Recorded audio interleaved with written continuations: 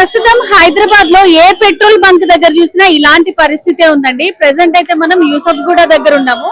చూడండి ఇక్కడ మొత్తం పెట్రోల్ బంక్ దగ్గర జనాలు ఎంత మంది ఉన్నారంటే అధికారులు పదే పదే చెప్తున్నారు పెట్రోల్ కొరత లేదు, గ్యాస్ కొరత లేదు, మీరు కృత్రిమంగా సృష్టించొద్దు, ఇట్లా వచ్చి ఇంకా ఎక్కువ మందిని ఇబ్బంది పెట్టద్దు.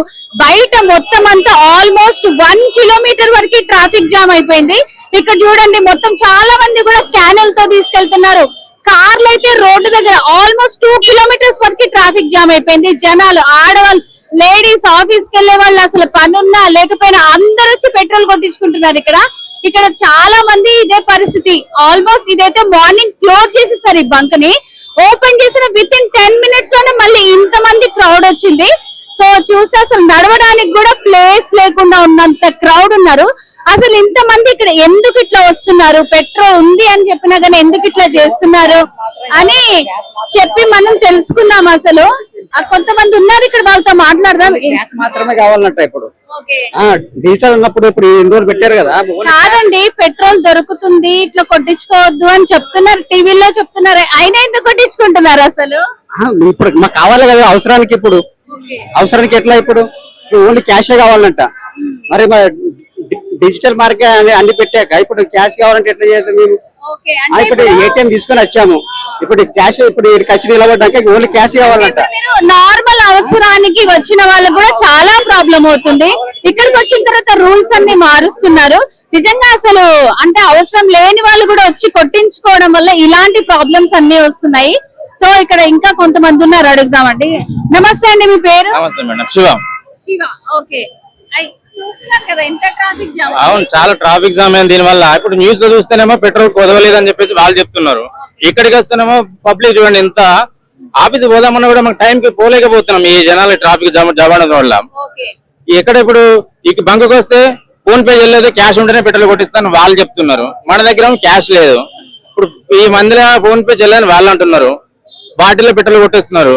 ఇప్పుడు మా పరిస్థితి ఏంది అంటే ఇప్పుడు నిరుద్యోగుల బతుకాని ఈ సమాజంలో బతుకు కానీ ఇదేనయ్యా. అక్కడ యుద్ధం జరిగిందని చెప్పేసి ఇక్కడ బంక్ అని చెప్పేసి ఇట్లా చెప్తున్నారు.